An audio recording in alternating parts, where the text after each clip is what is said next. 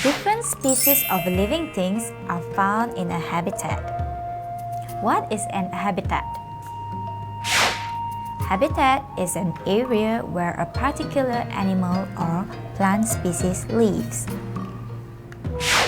We can find many living things in a particular habitat. These living things depend on each other for food, mate, or shelter. Hello children, how are you feeling today? I do hope you're feeling well. I'm fine too, thank you. Thank you for watching iTTV. We have looked into a few pictures of animals in different habitats. For example, we have a picture of a pond. What animals live in pond? Is there only like one animal that lives in pond or many? Yeah, there are many animals that lives in a pond. For example, there are fishes or turtles. There are also living things such as plants, algae, seaweed, and many more. Why are there so many animals in a habitat? They have to depend on each other. Like the fish, they have to feed on algae. Without this algae, they will have no food. What about kingfisher? Yes, kingfisher also lives in a pond. They will have to feed on the fish.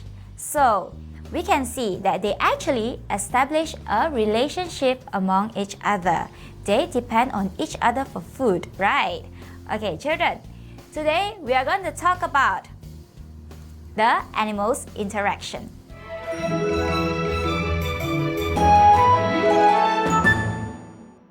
Welcome back, children. Today's lesson, animal interaction. What is interaction? Interaction is the interdependence or relationships among living things. What is interdependence? Interdependence meaning we have to depend on each other for something, right? For example, we depend on our mother for food, and our mother depend on us so that next time when we are older, we can work for them, right? So that is interdependence or relationship. There are two forms of relationships or interactions that we are going to talk about today. What are they? Interaction can either be in the form of 1. Cooperation, and 2. Competition. There are a variety of crabs that do have shells, right? Yeah, but well, there are also some crabs that do not have a protective shell. Can you take a wild guess what crab it is? Let me give you a clue. You can actually find them in pet shops too, in supermarkets. Yes, they are the hermit crabs. These hermit crabs, they do not have their own protective shells. They will actually steal the protective shells of other crabs and use it. The clever hermit crab established an amazing relationship with the sea anemone. Let's take a look at a picture of a hermit crab and sea anemone. Can you recognize which of it is the sea anemone and which of it is the hermit crab? The hermit crab lives in cooperation with the sea anemone. Living in cooperation actually benefits both parties. It benefits not only the hermit crab, but it also benefits the sea anemone which lives on top of the hermit crab. The sea anemone cooperates with hermit crab. Can you see where the hermit crab and where the sea anemone is? Yes, the sea anemone is on top of the shell of the hermit crab. Remember, I told you that the hermit crab does not have its own shell. It takes some other animal's shell and plant it on its back. After choosing the correct protective shell for its own, it will then pick the sea anemone and plant it on its back. By doing so, the hermit crab gets protection from sea anemone. Why? Because sea anemone, they have stinging cells. When predators come nearby, they will sting their predators. Whereas sea anemone, they can get free transportation from hermit crab. How? The sea anemone rides on the back of the hermit crab. When the hermit crab moves, it transports the sea anemone around too. Well, who doesn't like free transportation? Let's take a look at another example of cooperation between animals. The goby fish and shrimp also live in cooperation. Take a close look at which of it is the shrimp and which one is the goby fish. The shrimp digs a burrow in the sand where both of them, the goby fish and the shrimp, can live together. The shrimp, which is almost blind, is vulnerable to predators when it is above ground. This is because the shrimp will not know when the predators are around, right? So how does the goby fish help the shrimp? The goby fish touches the shrimp with its tail to warn the shrimp in case of any impending danger. Then, both the shrimp and goby fish will quickly retract into the burrow. Children, do you know Nemo? The Nemo in the cartoon? The fish? Yes, it is also better known as clownfish. Little do you know that Nemo, or the clownfish, lives in cooperation with sea anemone. Have you ever wondered that since the sea anemone, it has got stinging cells, right? But how come it can live in cooperation with the clownfish? Doesn't it sting the clownfish? No, the clownfish actually has a protective layer around its body, or a mucus covering, to prevent the sea anemone from stinging it. If this Nemo or clownfish loses this protective covering, the sea anemone can sting it. This is a picture of the sea anemone and the clownfish. The clownfish is another example of living things that lives in cooperation with sea anemone. How does the sea anemone and clownfish live in cooperation? This Nemo or clownfish, they eat the leftover algae or fish and take it as food from the sea anemone. They indirectly help the sea anemone to clean off these dirty algae and fish, right? Whereas, when this Nemo or clownfish swims around, it beats its fin around the sea anemone and enables the sea anemone to have a better water circulation. Competition is also another form of interaction. Animals do not live peacefully with other animals all the time, right? Just like humans, we sometimes, although we live in cooperation with our brother and sisters, we share food, but when it comes to chocolate, we fight, we compete, right? Although it is not right to do so, but well, it does happen. The same thing goes to the animals. They compete with each other. What do animals compete for? Animals compete for limited resources such as food, water, territory or space, shelter, and breeding mate. Competition happens at almost everywhere and every time. There are two types of competition. Let's take a look. Competition between organisms of the same species is known as intraspecific competition. What do they mean by intraspecific competition? Competition between the same species.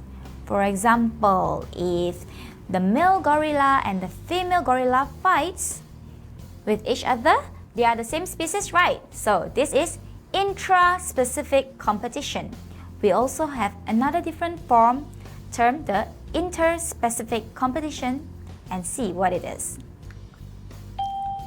Competition between different species is known as interspecific competition. Well, let me tell you an example of interspecific competition. It is the lion and the hyenas. Are lion and hyenas from the same species? What is the same species of lions? Well, it is other lions, right? So lion and hyenas, they are two different species. When they compete with each other, it is known as the interspecific competition. Animals also compete with each other not only for food, water, and territory. They also compete for mate. Let's take a look at one. Competition for mate. The peacock, which is the male, competes with other peacocks by showing off its feathers to the peahen, which is the female peacock. The one who has the nicer feather wins the mate. Can you see this picture? That there are two peacocks competing with each other, showing off their beautiful feathers and trying to win the partner, their mate? In your opinion, which of the two peacocks will win the competition for a new mate? Well, of course, the nicer feather one wins, right? Although lions are the king of the jungle, well, they still have to compete for food. Compete with whom? Yes, the spotted hyenas. Why? Because the spotted hyenas also eats the same food as the lion. Do you know which one of it? Is it the lion or the lioness which actually goes for hunting? The lioness is the one that goes for hunting. Spotted hyenas often compete with lions for the same prey. Children, is this intraspecific or interspecific competition? The lions and the spotted hyenas, are they from the same species? No, they are different species. So, this is an example of interspecific competition for food. Horses. Horses compete with limited resources such as water. Take a look at this picture. We can see that there are a few horses. They are competing with each other for water. Children, can you imagine the condition in the desert, especially during the drought season? Water is a very limited resource in the drought season. Therefore, these horses have to fight with each other or even compete to obtain water. Without water, they will die of thirst, right? Now, let's take a look at an example of competition for territory. Tigers compete for territory. Tigers need territory or space to feed and mate. A young male tiger usually seeks for a territory where there are no male tigers. If they are not strong enough, they do not mind living temporarily or transiently in another male tiger territory if the other male tiger allows. Well, when it is becoming strong enough to fight, this male tiger will fight with the resident male tiger to get this territory. Wow, aren't these animals fierce? Aren't you afraid? So don't play with tigers. So children, remember what we have learned today? Competition and cooperation. I hope you remember your facts because we are going to test your understanding now in the exercise section.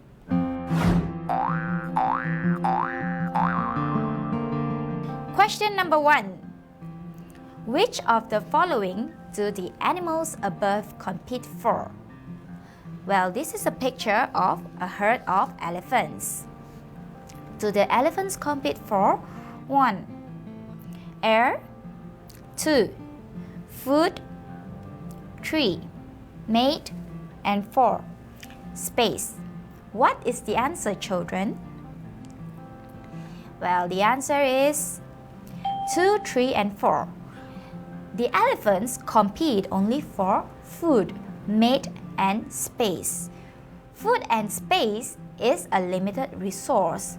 Air is not. There is plenty of air, right? They do not fight for air. Whereas mate, well, they will actually fight for the best female. Let's take a look at question number 2. Competition is most likely to occur in a habitat where A. Animals of different species live together. B. Animals of the same species live together. C. Animals look for the same type of food. D. Common basic needs have become limited. The answer is D. Competition is most likely to occur in a habitat where common basic needs have become limited. What are the frequent resources which are limited, children? They are the food and water. We have talked about an example of animal which actually competes for water, especially in the desert or in drought season. It is the horses. Now let's take a look at question number 3 and test your level of understanding.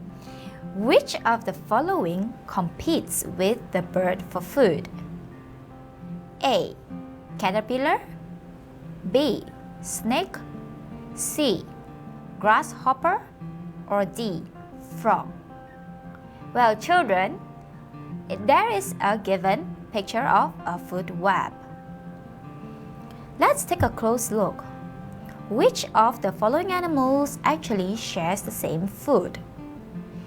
When they share the same food, then they will have to compete with each other for that limited food. From this food web, look carefully. We can see that leaf is eaten by caterpillar and leaf is also eaten by grasshopper. So a caterpillar and grasshopper competes for leaf as their food. But this does not answer the question, right? The question asked, which of the following animals compete with the bird? So let's see. What does the bird eat? The bird eats caterpillar. Which other animal also eats caterpillar?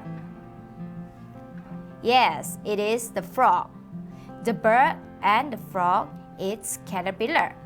So, which one do you think competes with the bird now for the same food? The answer is D, the frog. The bird and the frog competes with each other for caterpillar. Now, I'm sure that you know how to answer all the questions given just now. We will move on to the next session, the vocabulary part, so that you can have better understanding on some difficult words.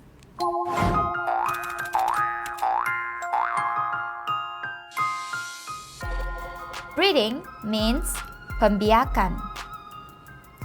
Animals of opposite sexes comes together for breeding to ensure the survival of their species.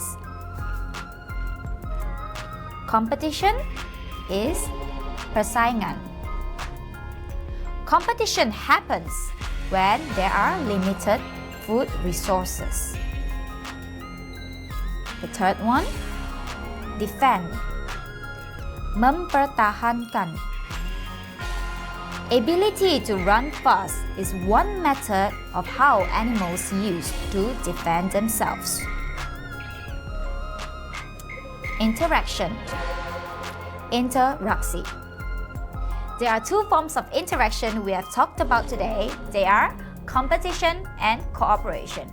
Competition and cooperation are forms of interaction. The next one, limited resources. Sumber terhad. Children, can you name me some examples of limited resources on Earth? Yes, living things such as food, plants, right? They are food for humans. They are limited resources. Water and space are also limited as well. Let's see the next one. Mate. Pasangan. Peacocks shows off its feathers. The one who has a nicer feathers wins the peahen. Shelter. Tempat perlindungan. The tiger competes with other tigers for shelter. Why do they compete? Space. Ruang. The tiger needs space for breathing. And the last one is territory, wilayah. One of the ways that animal marks its territory is by spraying urine on it. For example, tigers. We also frequently see dogs running around, choosing their favorite spot, and they also spray urine on the tree, right? Well, if you haven't seen this, try to observe it better next time when you go to the playground. Now we're going to move on to another section, the trivia section.